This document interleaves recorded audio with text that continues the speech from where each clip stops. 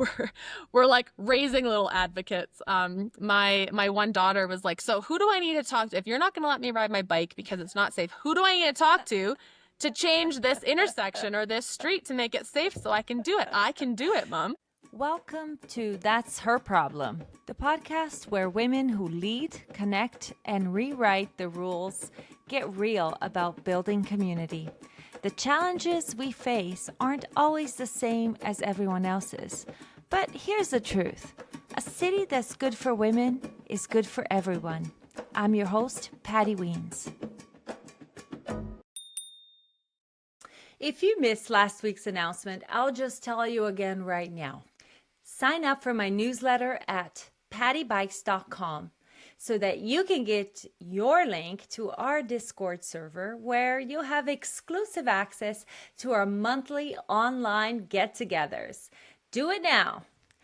Newsletters go out every Wednesday morning. You can also join my Patreon. Whether you are a paid or a free member, you also get free access to these features. Yes, they are all free. And while you're on my website, go to the podcast page and send me a voice memo with your feedback about any episode or the podcast in general so I can feature you at the end of next week's episode. No one called last week, you guys. But I know you're enjoying hearing from these amazing women because I get your written messages all the time. So this challenge is for you. You know who you are. You message me on social media or comment on my podcast platforms, or you tell me at Coffee Outside, Jason, and now I want to hear your voice. So come on. Go do it now. Today's conversation came about because I bought a Tuff Hill e-bike 2 years ago and connected with Sean and Stephanie Tuff. Ian and I spent a whole day with Sean in Calgary test riding their bikes, but we never got to meet Stephanie in person. So after a lot of back and forth messages on Instagram, Stephanie and I decided to connect via Zoom one day with no particular purpose before she even knew that I was starting a podcast. And when she started telling me some of her stories, I was like, girl, you need to say all of this on record for posterity. So this is not an infomercial for Tuff Hill e-bikes, I promise. But you know, I am having a conversation with my bike dealer. There's so much good stuff in this episode for everyone who longs for a deeper connection with their communities. And for you sitting there wondering, about my obsession with Taylor Swift, of course. So let's start the episode by answering the most important question. I would love to know, how you first became like a Swiftie or like a Taylor Swift fan. How did you just fall in love with her? Who's interviewing who here? I know, yeah. Totally. Okay, so maybe at some point you can tell me. I can tell you. The people want to know. Yeah, they do. So 1989. Her songs played on the radio all the time, like Love Story. The stuff from Fearless was really popular when my kids were little. And so we used to hear it all the time. But then when 1989 came out, I think it was 2004, 2005, and Shake It Off was a big hit. I was in this stage in my life where I was driving. I spent about 20 hours in a car driving my kids to dance. We would listen to 1989. It was like one whole length of the album to get to dance because it was during rush hour. And I became obsessed with her because the kids loved her. And then I was like, I kind of forgot all about her. And then when the pandemic hit and she released two albums back to back, I was like, right? This woman is inside my head. How does she know what I'm feeling and thinking? And then it became a brand new obsession with her. So then I started learning more about who she is as a woman. And, she was the only artist to stand up to Apple when they wanted to give away free music and not pay the artist. She says, no, try again. You can't. Wow. So, she kind of Yeah. became this icon, and then I became really obsessed, and then yeah, and here we are. There you are.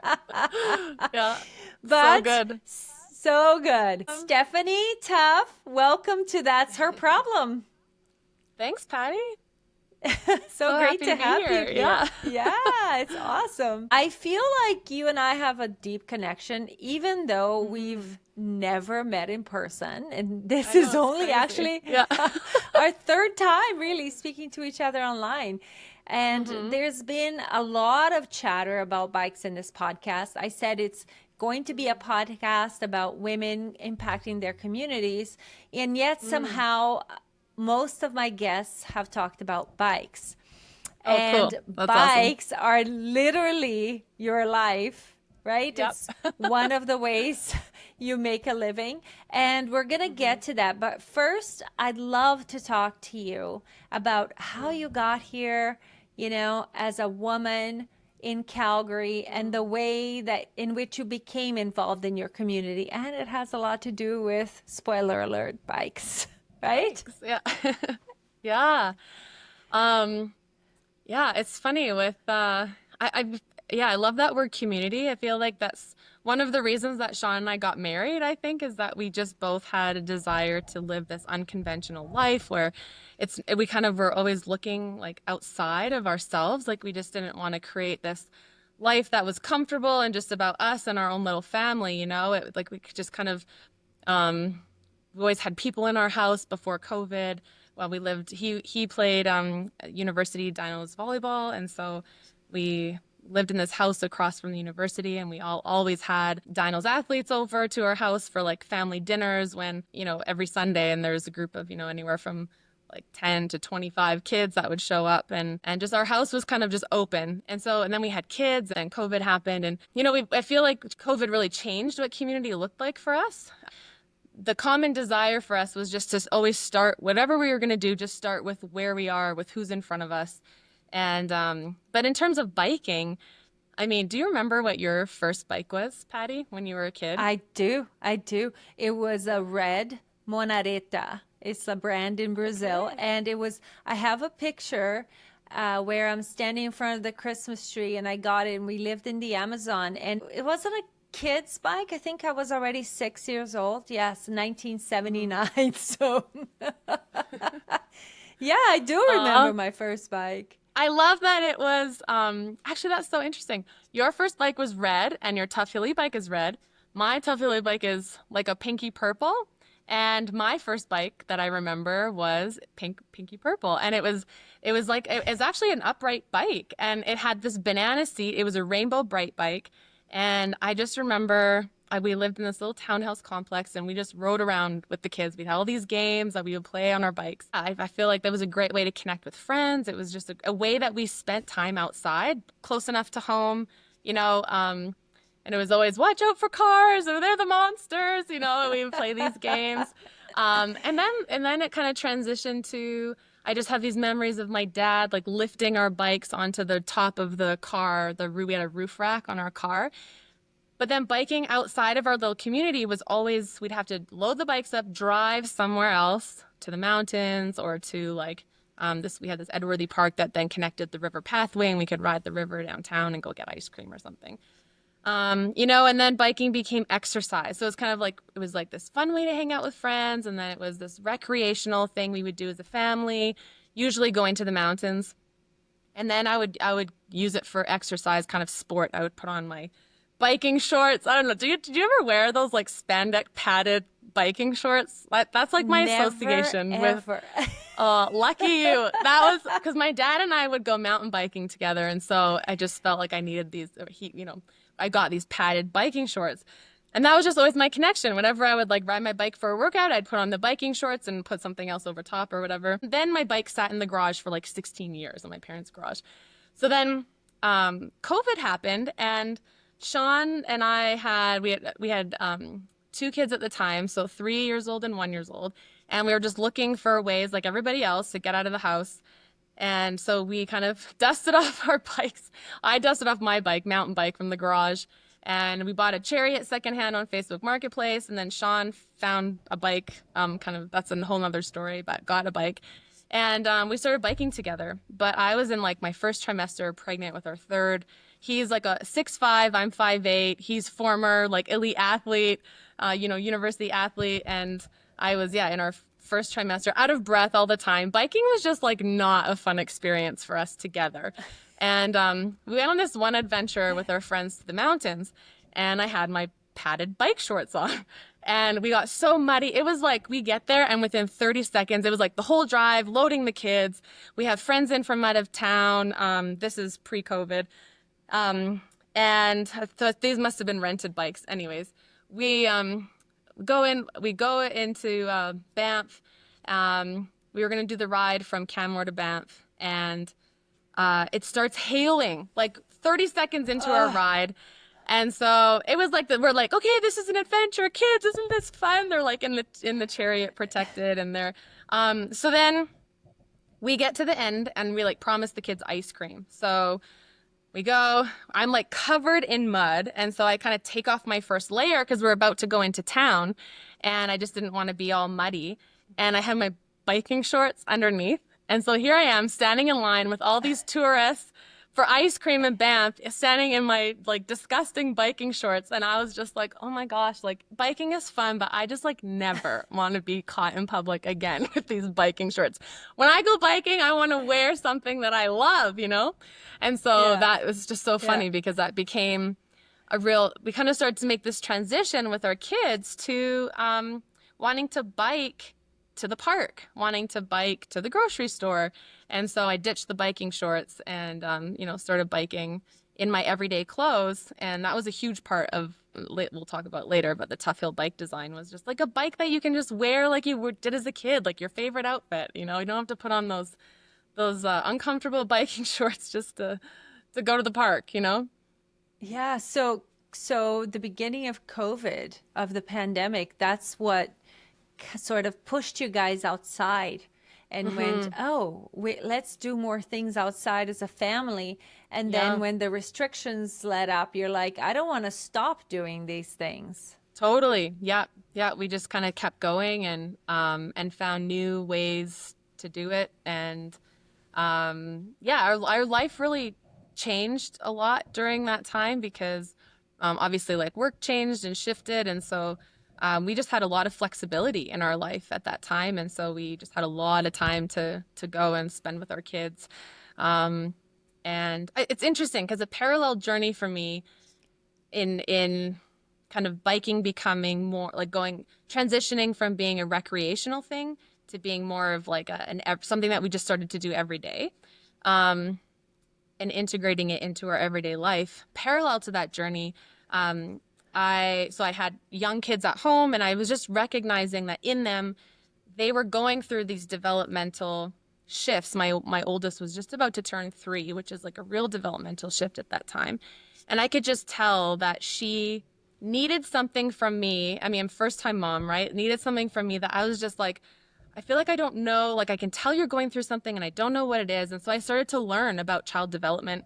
And I had heard about Montessori, that whole philosophy from a friend, and kind of tucked it in the back of my mind for when I had kids. But because of our kind of like work transition that was happening, I ended up getting certified as a Montessori guide for being a classroom guide. And so at that time, I just really took to following my child, making observations about my child. Everything was just trying to look and experience life through their eyes and their lens. And so at that time, they were also seeing us ride bikes. And so they were wanting to ride bikes. And we just started to really slow down and go at their pace. And I just realized that, wow, my kids are capable of so much more than I think had I not gone through that journey than they are. Like a lot of research says that developmentally, a lot of kids aren't even capable of pedaling a bike until 4 or 5 years old or older. They're not our Dutch. Kid was like, it's just like our oldest was like, she was like 3.5. She's like, I want to ride a pedal bike. And so we're like, okay. And she went to the parking lot and she just did it, like just because she started watching us do it. And then our son, he was 1 at the time. He literally would sleep, like he would want to sleep with his strider. Like we started him on a strider, Aw. and he was actually the inspiration for transitioning to winter biking because we just couldn't get him off this strider. In -20, he would be the one demanding going out for a ride on a strider bike.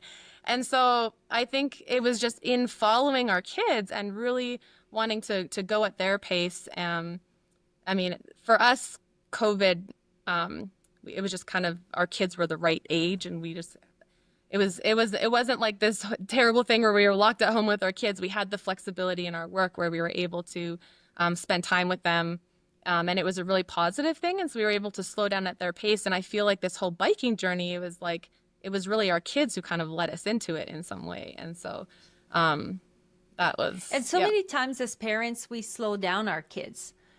We say, no, no, no, we have to go in the car. We have to, to get there right away. But we really aren't doing ourselves any favors. We have a friend whose daughter, she says, that's my orange bike. And that's how she says that's her dad's bike. But to her, it's her orange bike. And she is also one of the reasons why he's had to start riding in winter, because she just says, no, I don't want to take the car to daycare today. Yeah. And so he had to get, the studded tires or the chains in his case for his bike. And I think that we do ourselves a real disservice by not letting the kids tell us what it is that we need to be doing in life. Just by the things that make them happy. I remember putting my kids in all these dance classes and having to be in the car for that, those 20 hours a week, driving them there. But who was I serving? Now they don't really ride bikes. Like they do if I make them, but it's a little harder to make a 25 and 22-year-old ride bikes. But they kind of force you to really slow down. And the bike does that too. I was just talking to a guest on the podcast last week, in last week's episode. She said a lot of people say to her, what do you do when you get to work because you're all sweaty? And she says, you need to just slow down. You need to slow down. And it's the truth for everything. I mean, we can't all have e-bikes, but we need to slow down a little. Yeah. Oh, and I think that's been one of the absolute, one of my absolute favorite gifts that biking has done to me and my whole perspective on life is I feel like it has slowed down our life. There was kind of this great pause during COVID, and then a lot of people were just waiting for things to get back to normal again. And I think for us, we really came out of that pause, really slowed down, and we've just life is busy. We have 3 young kids. We run a business. There's a lot going on, and yet I think that's something that's been really precious is we've tried to keep that perspective of going at the pace of our kids, and biking does that. So what that's meant for us is, no, I'm sorry, we're not just gonna meet for dinner midweek with a friend who lives a 30-minute drive away. We've just had to kind of start to say no to things that we would normally say, yes, kids, get in the car, we're going for dinner, rush, rush, rush, and it's for us, it's important that our kids have time to bike to school. They bike home from school. We play at the park after school. So that means we don't get home until a certain time. And we kind of say yes to a lot of outside play, biking. And if a friend lives 45 minutes away or, 20 minutes away driving, we just, it's been hard. It's funny because we had this whole community, I would say, pre-COVID, but community and what that means for us has really shifted and changed because, I had a friend say to me the other day that you just have to be intentional. And I was like, yes, intention, you have to be intentional to see people that you love, to be to develop community. And yet what biking and just, it's opened our eyes to city design and urban design and everything. And I just think intentionality is not sustainable if you don't live in proximity to people that you're hanging out with. And so I feel like a huge shift that has happened for us is if we can't bike there, we just don't really have time to go there. Do you know what I mean? Yeah. And that's been a huge shift. We used to drive all over the city to hang out. Our friends used to be spread out all over the city. And now I think we're kind of redefining who we hang out with simply because we want our kids to be able to to ride their bike to see their friends and not have to only see them when their mom and dad can drive them, you know? So, Yeah, they say that your friends are whoever your kids yeah. dictate they are. Yep. And in And some we're totally ways, in that phase.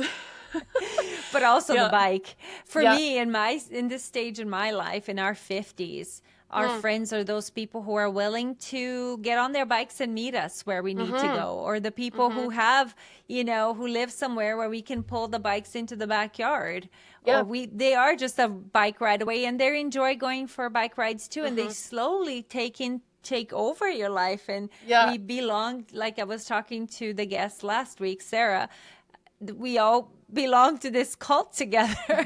It's Yeah. like Yeah. bike church. Yeah, exactly. It kind of feels like that. I was going to But ask you, how do yeah. you feel the bike has impacted your community? Yeah, But I think it well, I think one way is I don't feel like we're in such a rush anymore, because if you're gonna say like, I don't this no, I don't want to use that example. I was gonna use like a diet example. I don't diet. I'm not like that. But if you're gonna say like, there was a time in my life about 10, 12, 15 years ago, I don't know, where I was just like gluten-free, dairy-free, all the frees, and is like once I made the decision to just like, this is how I wanted to eat or whatever, then I never had, if someone offered me something, it was like the decision was already made. I didn't have to be like, oh, should I eat this today or not? That's not really me anymore. But in terms of biking, it's like if someone says, hey, do you want to come to this thing? Our first question is, can we bike there? You know? Or do we have to rush our kids? And I would say that's the parallel with Montessori that I've really treasured is I don't want my kids to feel rushed out of their, like, in this time of childhood that is just so foundational to them developing into these like confident, independent, like beautiful humans. And so one example that's not biking related, but it kind of is we were going to sign our kids up for soccer this spring, and they love playing soccer. We think it's a great, just like early physical literacy thing to learn. But because they're all at the ages that they are, we were either going to be at the soccer field 4 days a week or 3 hours twice a week. And it was just like, that does not sound fun to us. And so what we did was we kind of put an ask out to the parents of our kids' friends. And we said, hey, if we run a soccer club once a week from 6 to 7 on a Wednesday night across the street from our house in this like school field, would you want to come? And we thought, we'll do it if like 12 kids come. Well, we had 26 kids sign up. And now for the last 3 weeks, we've had this soccer club, and it's all parents of people who like live within biking or walking distance to our house, who go to school with our kids, who were like trying to meet up for play dates anyways. And it's just has simplified our life in such a beautiful way, where it's like we get to experience sport. Sean just runs the practice. And the parents kind of help out as needed, and it's a wide range of group of kids, and we play soccer like kids against parents, and they love it, and they're running around, and then we just give them free play, and the parents have a time to connect. But it's like people in our community, or like, within a few neighborhoods away. And it was like, that seemed much more doable than trying to go play soccer with a bunch of strangers where you're like, yeah, let's hang out, or our kids want play dates and we have to arrange it. It's like, play with the people who are already in your life. And it's been so fun. that's amazing, because so many times we think, oh, I need to put my kids in these activities. But why? Are they going to be in the Olympics? Yeah. Is that the goal? Then if that's the goal, that's a different story. That's a whole other Right. conversation. But if Yeah. the goal is to connect with community, why not? You have a Yeah. field. I mean, Yeah. in Brazil, Yeah. growing up, there was never an empty field anywhere near my house. And Yeah. parents didn't know what time their kids are going to come home from Yeah. playing soccer, riding their bikes. That's great. So you're kind of really going back to the grassroots of your own childhood, the ability to hang out, the ability to play, the ability to ride your bike places. Yeah, totally. And your kids must love it. Oh, they do. And anytime we have to, if there's a reason that we have to, ride the car or whatever, it's just this, I'm not going if we have to ride in the stupid car, or like one day it was pouring rain, and I just said to Nova, my youngest, we go to preschool. And I just said, oh, no, if it's really raining hard today, like I just, I'm still working on getting the proper rain gear. Like I'm great in the snow, I'm great in any weather, but rain, I just don't have the gear yet. Rain is a whole other beast. It is. We were just watching Tom Babin's video on ponchos, and so I was like, okay, Sean, I gotta get a poncho.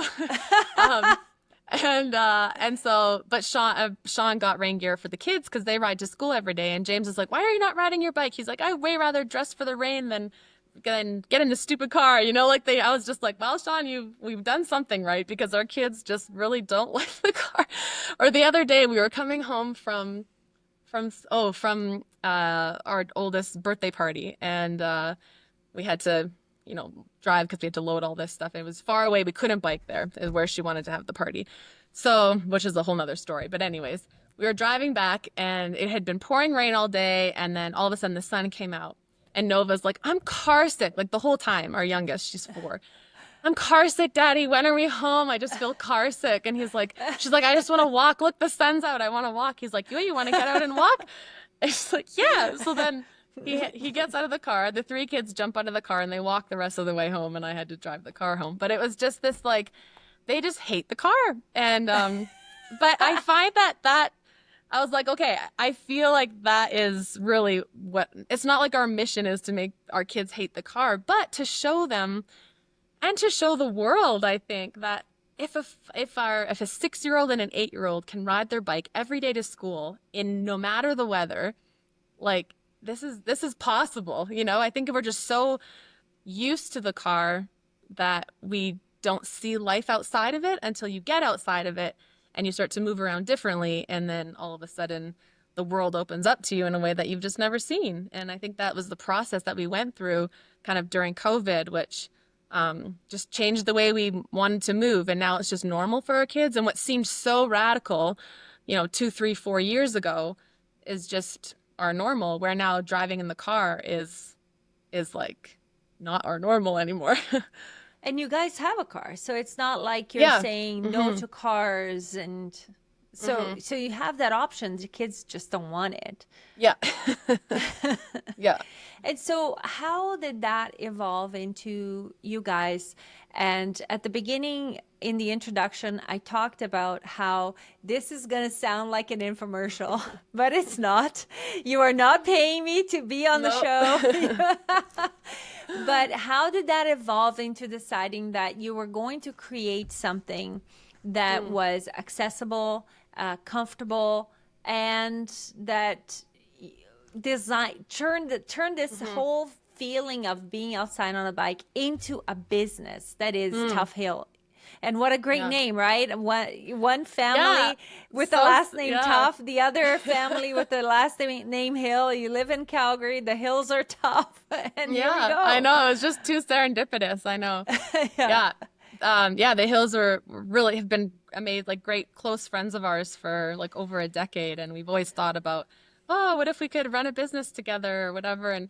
And we would kind of dream about it. And then 3 of the 4, so Sean and I got e-bikes. Okay, so I have to tell you when we decided to get e-bikes.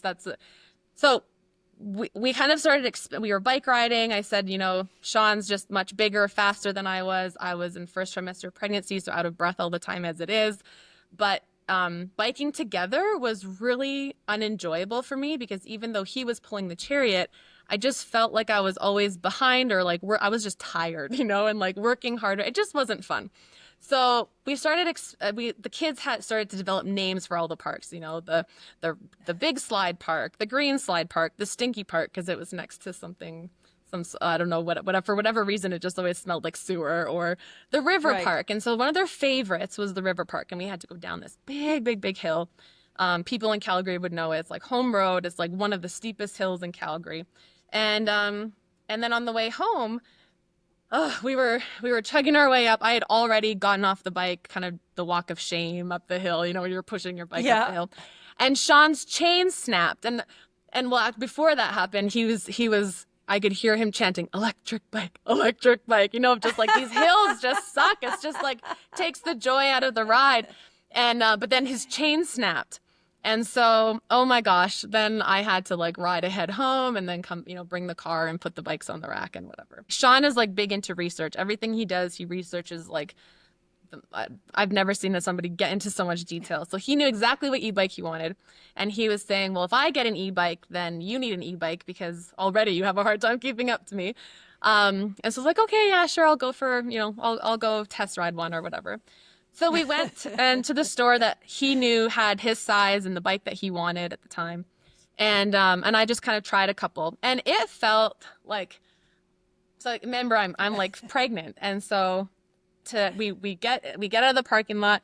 I chose a more upright. It's not quite as upright as our Tuff bike, but a more upright bike as opposed to a mountain bike. And he was like, "Why would you ride a bike like that?" Anyways, we get on the bike, and I just booted it up the hill, and I beat him to the top. And it was just like, oh, we spent this whole ride like jockeying for position, and it just felt like this flirtatious first date. It was so fun, and I thought, oh my gosh, this is like I experienced how an e-bike can be an equalizer.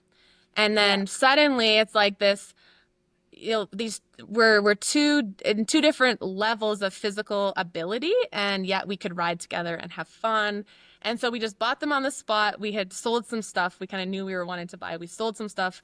We bought them, and then we just started biking around. And I biked until I was too pregnant to bike, and I gave birth to her in the winter, and so I kind of couldn't bike anymore. But yeah, I don't know. I mean, did you find when you bought an e-bike, like, were you able to ride with people that you weren't able to ride with before? Or like, did you experience that kind of reconnection or equalizer? Well, to me, it was the winter equalizer. I don't know if I told you this, but I didn't get an e-bike until it was winter. I was riding my bike all the time, and yeah, I was always behind Ian. And I was like, oh, well, I'm just not gonna, it's windy. And it would, people talk about how you don't need an e-bike in Winnipeg. And today the winds were 50 kilometers. And like you gone backwards.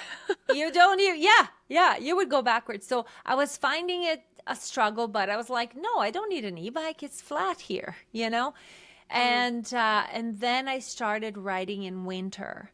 And there were days I would come. One time I got to work, my 45-minute commute turned into an hour and a half. And I walked in, I had to wash my hair in the sink.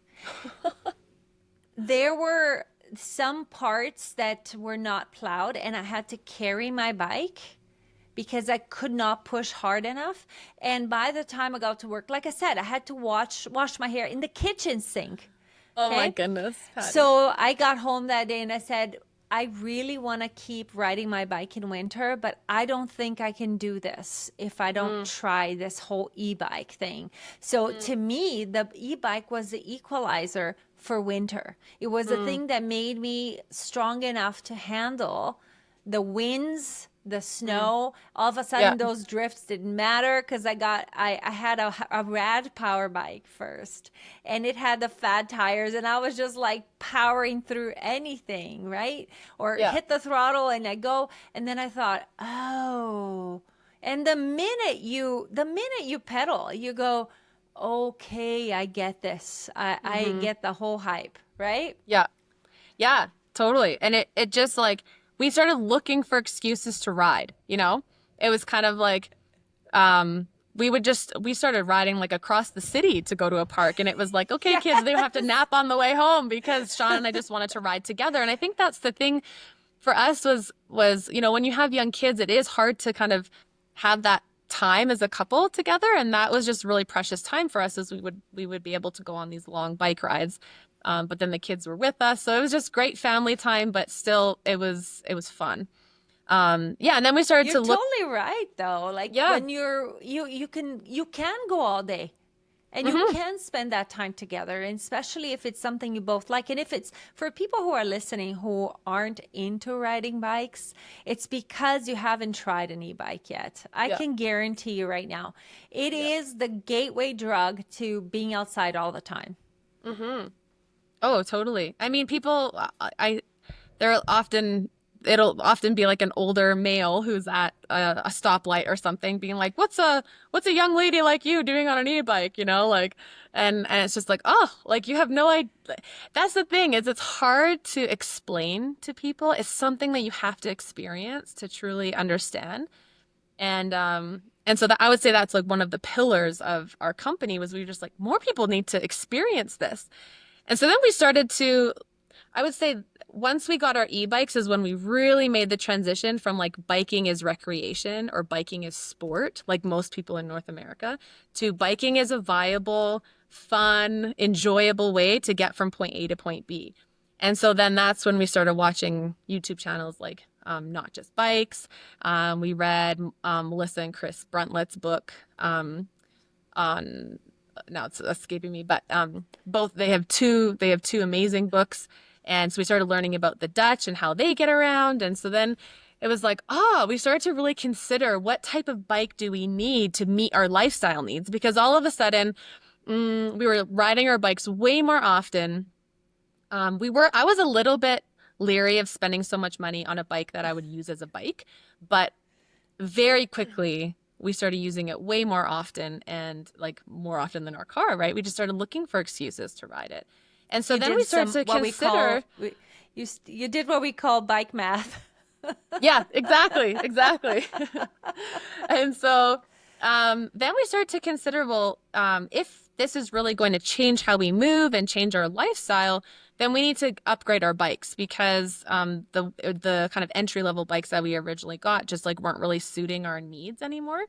And so similar, like things like even Sean's, I don't know what it is about him and chains, but even his e-bike chain broke going up, like snapped going up the hill. And that's when we were like, we need a belt drive bike, you know, and then the belt drive with the internal gear hub and the ability to, I would always get stuck on hills and I didn't change gears. And so it's just like, so frustrating, you know, that click, click, click into gear. So it was we kind of just took an inventory of all of their frustrating experiences on riding a bike and all of our most enjoyable experiences. And here's another like type of bike math, I guess you could say, is wanting to optimize bike design that would give you the greatest return on like the best parts of biking. And so that's when we started to pick and choose the components, and started to dream about, well, we went looking for the bike that had all of these things that would help us optimize the fun and enjoyment of riding, and we just couldn't find it at the time. So then enter the hills, and Brian had also bought an e-bike at the time. And so we started comparing notes and whatever. And then he sat us down, invited us over to his house, sat us down. He's the MBA, you know, and he gave us a PowerPoint presentation on how on how e-bikes is the business that we should get into, because e-bikes are going to do for bicycles what the computer did with typewriters, basically.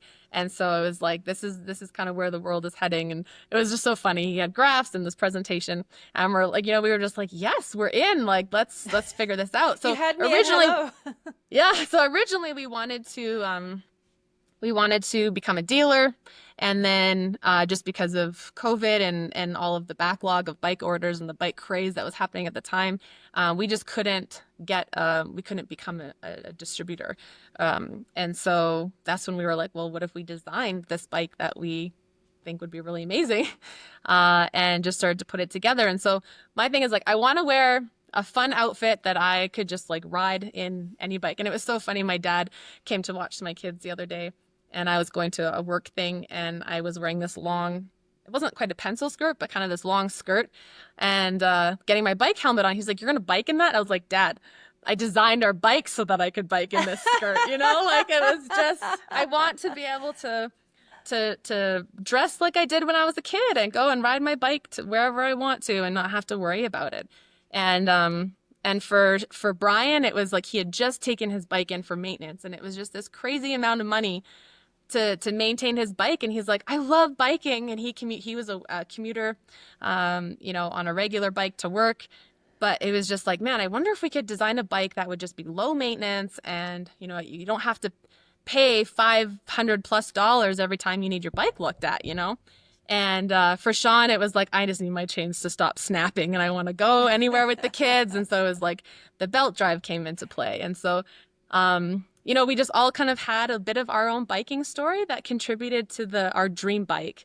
And then the rest is kind of history, I guess. I never forget. We started, because I started riding my bike in winter. We decided we were going to start a YouTube channel to get more people I to love ride that. bikes. I was this loudmouth on back in the day Twitter, and I'm saying, "Oh, we're going to go to BC. Anyone have any recommendations?" And Sean said, "Yeah, I have a recommendation.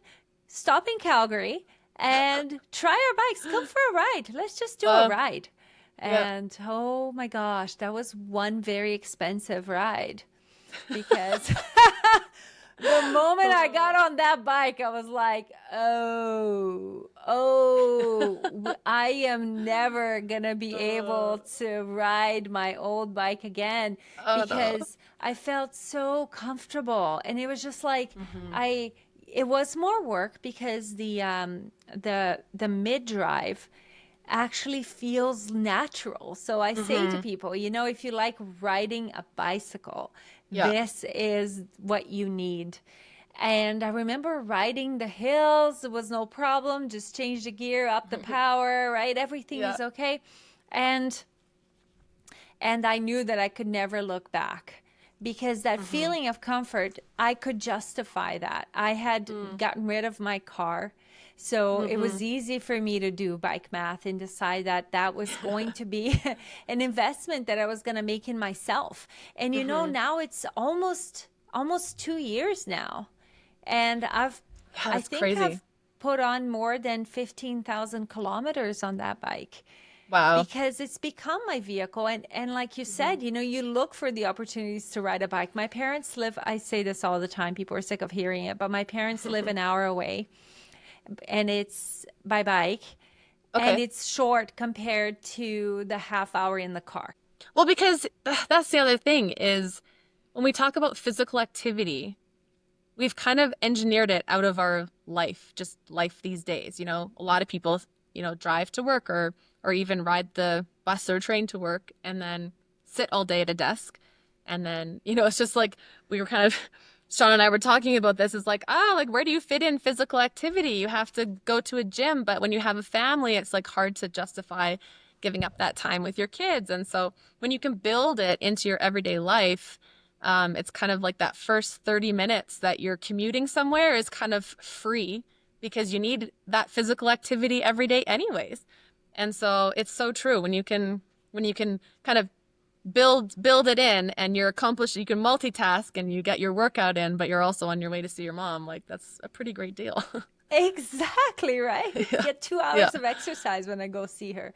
And Hmm. there is this misconception that an e-bike really is cheating. I really hate that. Hmm. But it comes from the early models of e-bikes that were kind of, the hub motor was probably more common because it's cheaper. The Hmm. throttle, not a lot of people actually pedaling. And I remember Hmm. when we were riding in Calgary with Sean on that Yeah. fateful day in Yeah. August. And he said, we stopped at a light, and this older gentleman comes beside us, and Sean, he's just so sweet, and he goes, "Hi, how you doing today? Lovely day for a bike ride." And the old man goes, "Well, you're cheating." And he's like, "Yeah, isn't it great? You should try it sometime." And I'm like, "Yeah, you should." Yeah. It's just like, well, who's keeping score? Like, I don't know. Yeah. I feel like I move way more now because of the e-bike. And I feel like it was always a question of, oh, I'm too tired. Like, do I have enough energy today to ride my bike in terms of commuting? But with an e-bike, it kind of takes that question away. And so I just feel like if you have a little less energy or you're low on energy, then just up the assist a little bit. And then as you get going a little bit, then you Yeah. can back off because like you just need to get the endorphins going. Has your business and being so involved so deeply in the bike community Mm. as a person who also deals who deals the drugs, who deals the goods, Yeah. has it put you more into advocacy and activism? Has it changed your life a little bit? Yeah, absolutely. And I think that's something we would love to have more space for, because really once you see city design, safe infrastructure, whether, as I'm riding with my 3 kids and I'm trying to stay 2, 3 steps ahead. Is there a car there? And just I can feel the difference of when I feel safe riding with them and when I don't, when I'm worried that they're going to get hit by a car. And it goes back to that whole thing of following the child and respecting them and wanting to develop these like connected, confident, young humans. When I'm constantly anxious and in fear, they interpret that they're not capable, whereas like they would be more than capable riding the 2 kilometers to school by themselves. But the infrastructure, unfortunately, is just there's too many interactions with cars. And so I would say, yeah, like Sean, he speaks at council. He's really a lot more connected to, I would say, like the advocacy community than I am. But I would say we're like raising little advocates. My one daughter was like, so who do I need to talk to? If you're not going to let me ride my bike because it's not safe, who do I need to talk to change this intersection or this street to make it safe so I can do it? I can do it, Mom. And I think that's what I love, is that they not only, at a time when there's all this talk about kids and screen time and all of this stuff, but like really it's an amazing thing that our kids use their own body, their own human power to get themselves somewhere.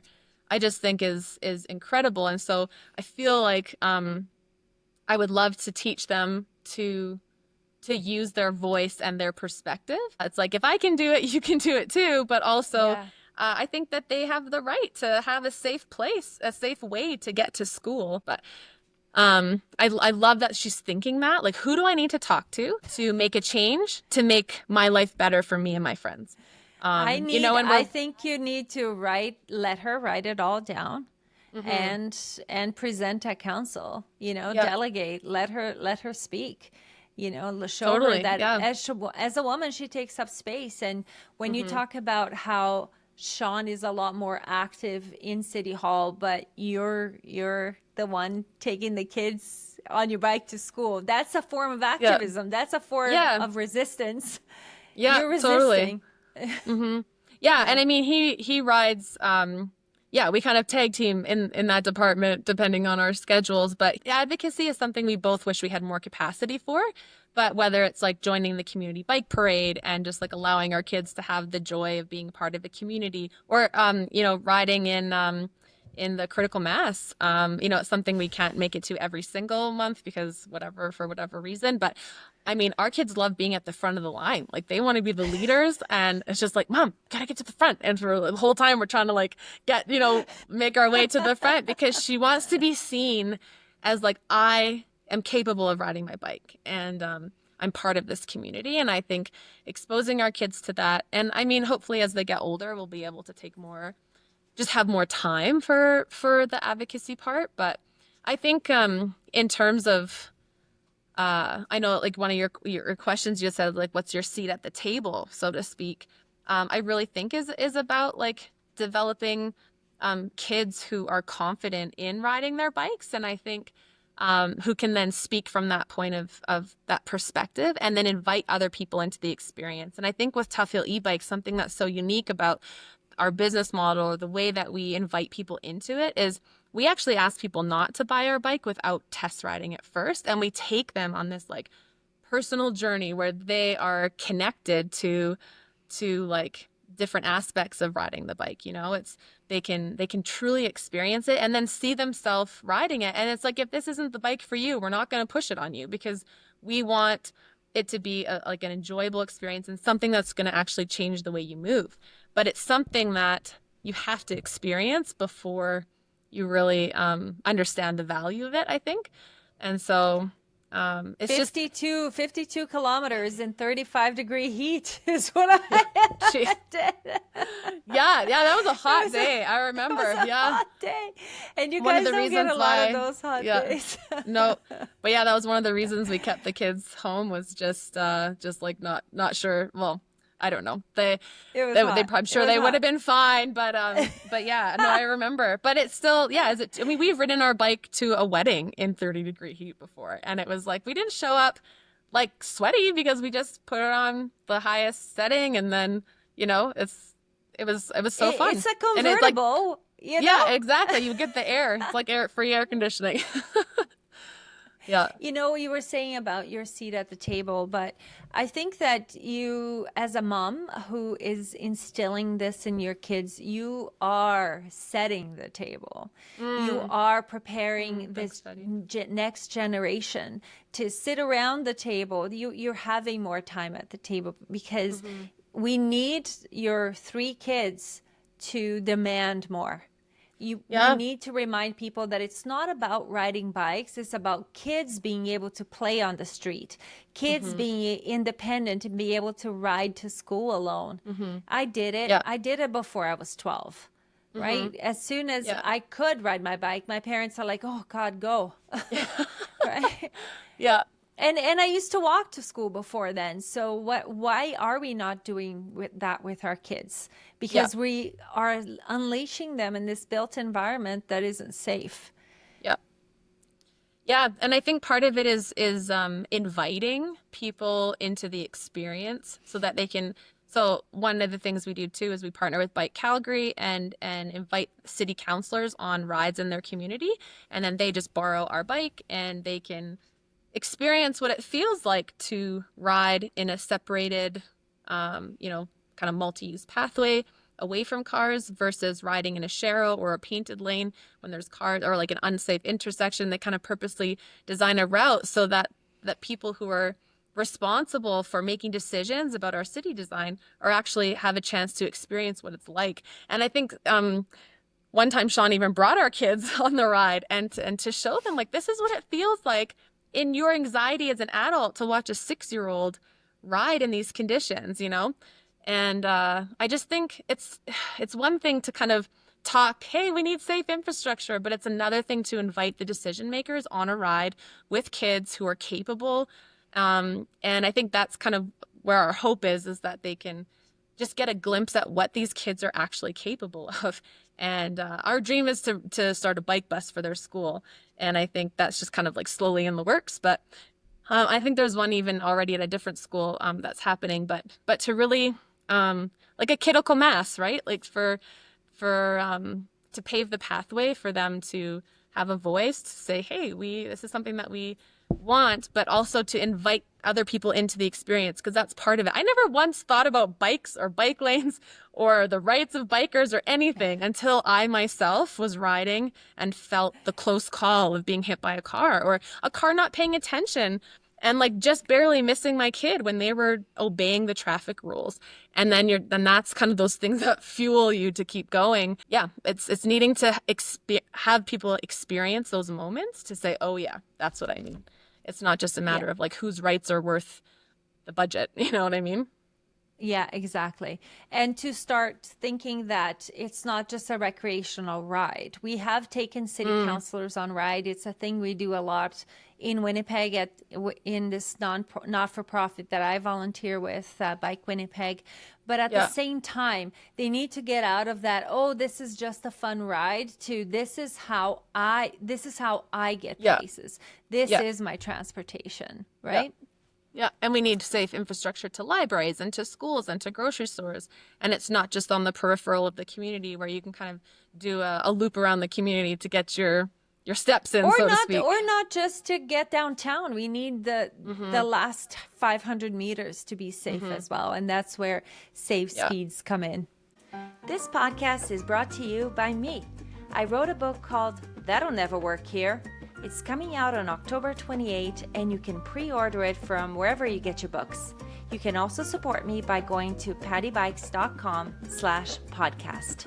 Don't forget to like, subscribe, leave a review, tell your friends, and make it their problem too. Well, we arrived at the next part of the show where it's called the Thank You, Amy section. Ooh, okay. And this is a part where I asked the question, was there a time when you were underestimated and you turned that situation into an opportunity to succeed and even excel? Hmm. Yeah, it's funny. I was cranking that song the last couple days just to kind of like get Have me you? into the yeah, I gotta just have Taylor Swift playing the last few days just to kind of feel Me connected too, to you, for some Patty. Yeah. coincidence. Um, On a side note, yeah. even my Spotify says to me sometimes, look, even Taylor Swift has other songs you can Oh, listen that's so to. funny. Anyways, go on. Oh, that's so funny. Yeah, I really like that song because of the line where she says like I can't ignore the fact that like you helped me heal. And so as I was thinking about as I think about that question, I don't know if there's one specific event, but I would say I don't know if there's a time when I was underestimated. I think I underestimated myself in terms of winter biking. Like I did not think that I am people are like, "Oh, you're so hardcore." I'm like, "This is the farthest thing from what I thought I would do." Like I fell in love with biking when it was nice out and I just didn't want to stop. And so and I had a very supportive partner who when I would come home crying, he was like, "Oh, you're learning. It's okay," So You're I doing feel like I've great. like yeah, like and I think okay, well let's learn if your goggles are fogging up, like what can we do to help you? Like it was just he was so supportive and even would help me plan safe routes and everything. So I think I underestimated myself, to be honest, in terms of my capacity and capability of biking and even navigating the city. But I was in terms of just more broad, I would say um also parallel to this journey, I don't know if it's like just motherhood or biking or what has it's taken a deep dive in and like advocacy and wanting to be confident in like my perspective now that I'm seeing and wanting to have like a confident voice to speak out, say at city council or whatever. I would say is there's definitely like an Amy in my life that has like just really exposed probably beliefs that I have about myself where I'm not good enough or it doesn't matter what I say or my perspective, and so I think has like really encouraged me just as that's been exposed, encouraged me to go deeper into some of and like untangle some of the negative self beliefs or whatever, and in terms of raising our kids and like helping just make sure that we're setting a strong foundation for them. And so I would say it's like this deep healing that has happened that then has like brought out a whole nother level of creativity or confidence because of those like friction points. Do you know what I mean? That has then Yep. kind of entered into every other aspect of life that where I really can. I love the part of the song where she says thank you because it's like, yeah, I wouldn't be who I am today without that difficulty or like kind of the shit being exposed, so to speak, of like my own self, like lack of self-confidence. And so uh yeah. First you used some other choice words to Yeah, yeah, Amy. yeah. And we do that, right? We get into that anger first. Okay, hmm why are you doing this? Why are you pushing me down? You go, you know hmm what? If you didn't push me down, I wouldn't have found the strength to rise above it all and be better than I could have expected. Yeah. And sometimes you can't get to the thank you before you get, before you go through that other process. And Yeah.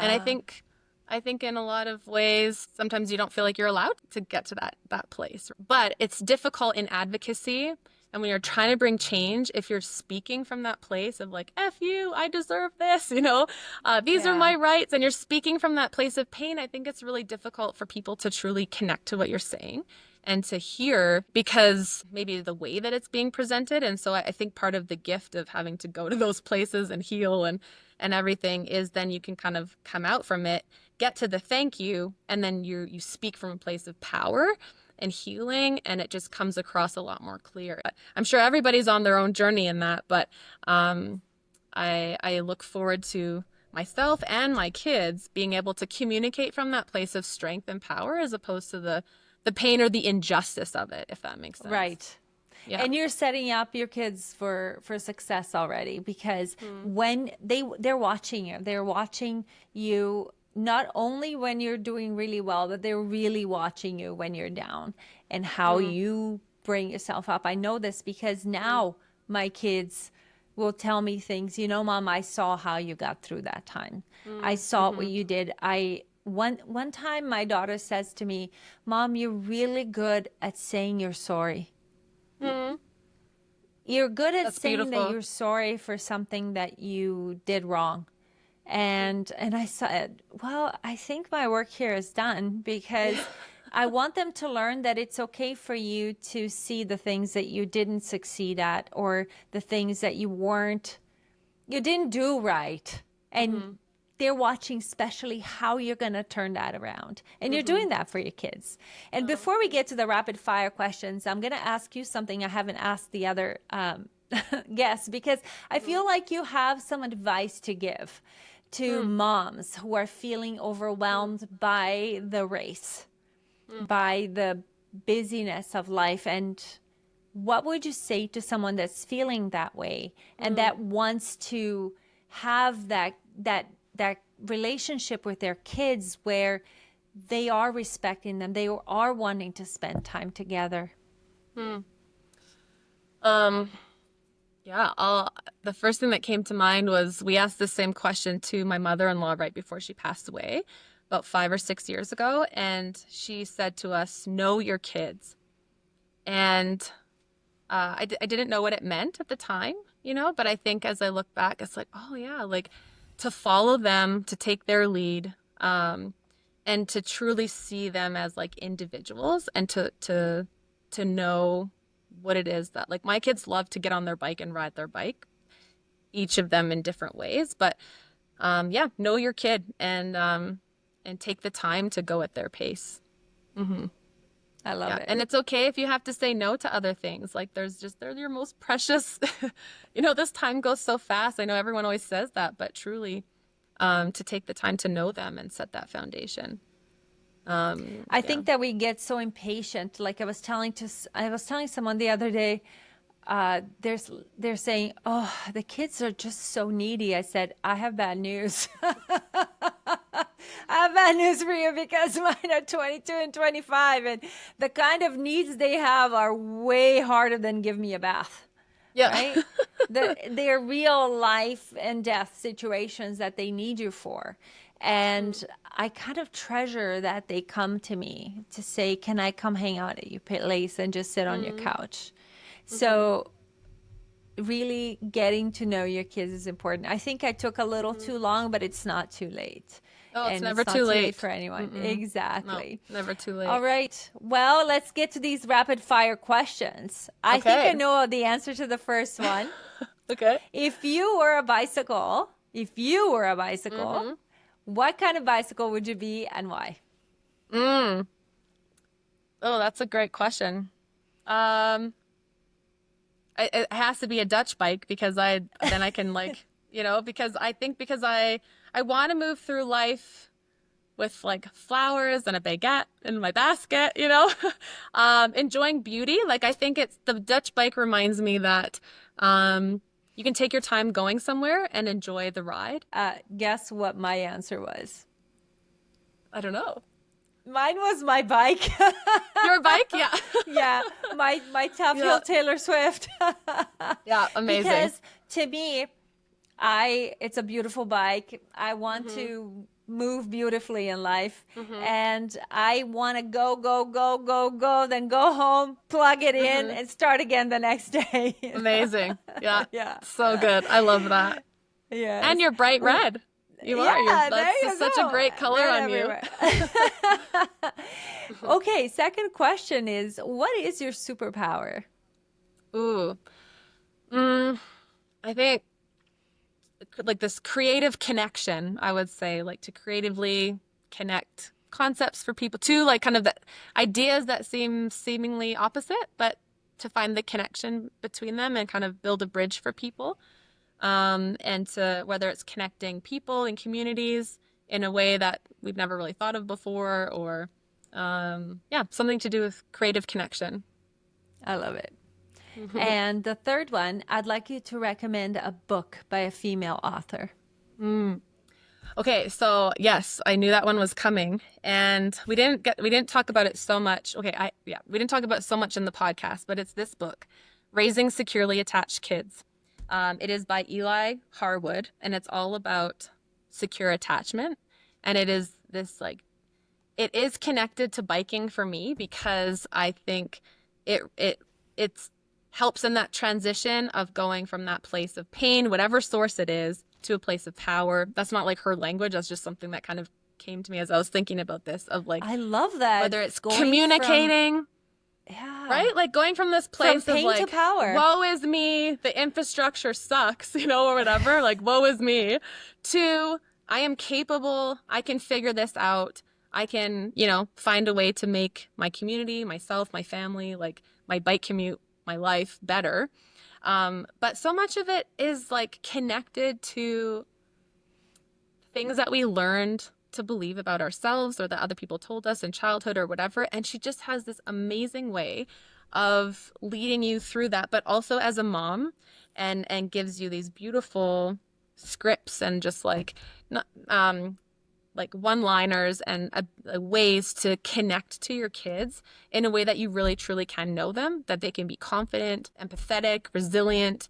And I think that it's just so needed in today. It's like this parallel journey. I feel like biking, Montessori, parenting, it's been so like this whole journey of reparenting and returning to childhood in a way that's been very meaningful for me. And so, yeah, raising securely attached kids.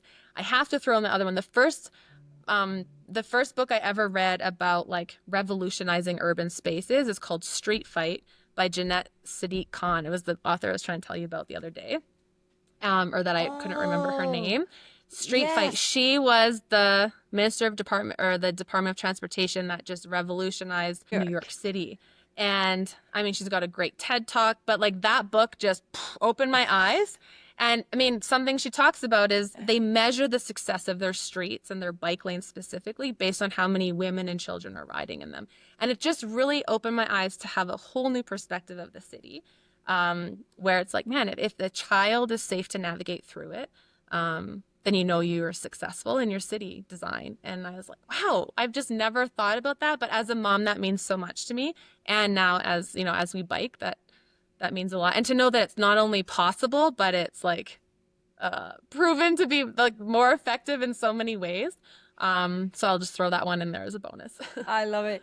It's funny because I'm pretty confident when I ride my bike. It helps when you have an e-bike as someone who's not a very strong cyclist by any means, to be able to have that power, right? To go fast and to hit that 30 if there is no pedestrians around, and if I'm on the street and I need to compete with drivers. But one day I took my child, who is 25 years old, on a ride with me.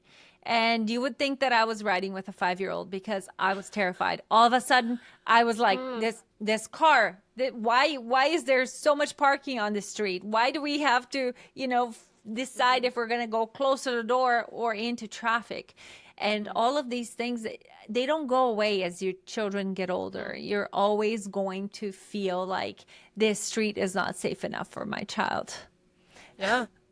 Yeah. But it's like, this is Chris and Melissa Bruntlett. I think it's streets. Streets are not set in stone.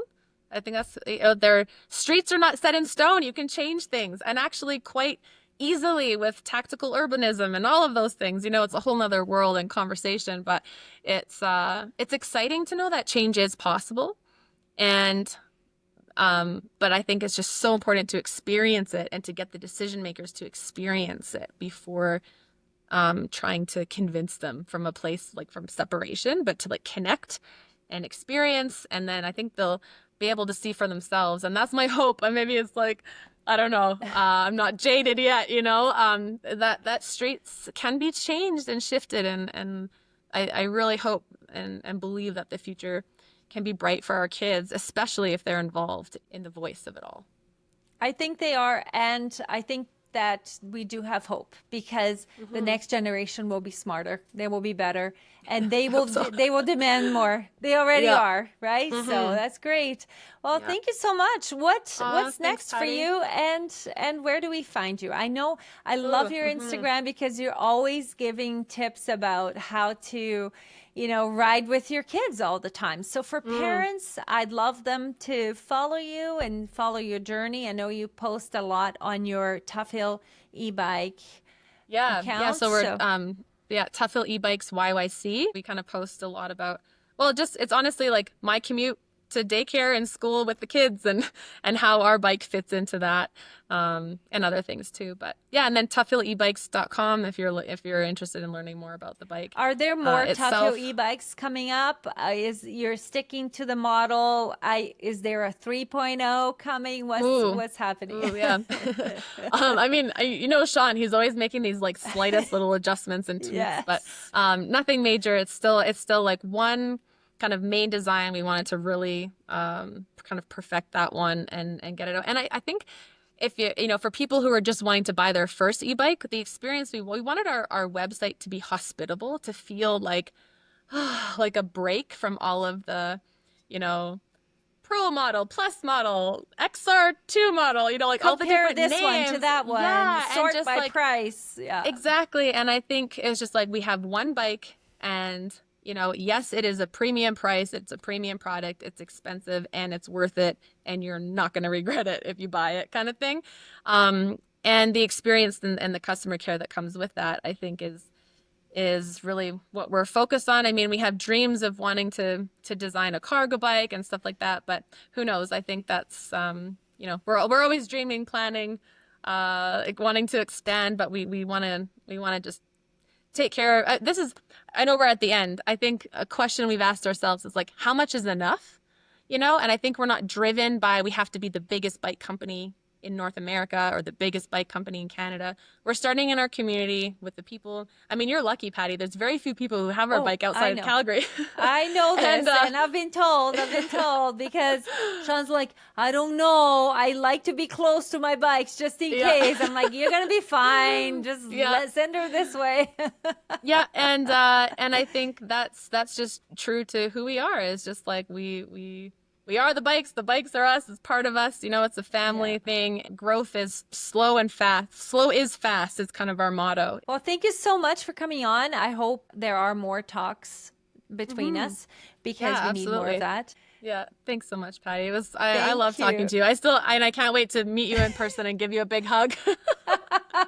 It's going to be a big one. That was another long and amazing episode. Yes, I know I'm biased. And now I get to thank my Patreon supporters again for trusting me to keep delivering something special every week. I want to start with a special thank you and congratulations to Tim, who supports me on Patreon and who won the Alley Cat Race expert level. Like, so impressive. Ian and I volunteered at a station last night for the annual event with our friend Aaron. And when Tim came by, he seemed so chill and focused. I kept asking, are you okay? But yeah, he was. He was just really focused. You're amazing, Tim. Thank you for your support on Patreon. There was a mention of one other supporter during the episode today, and if you know, you know. Thank you, Michael, Andrew, Nikki, Hall's Emporium, Lucas, Linda, Rod, Julia, David, and yes, Stephanie, whom you just heard. No, she didn't pay me to get on the show, but I do appreciate all the texts and support that I get from her. That's it. Go outside. Go. Let me cook dinner.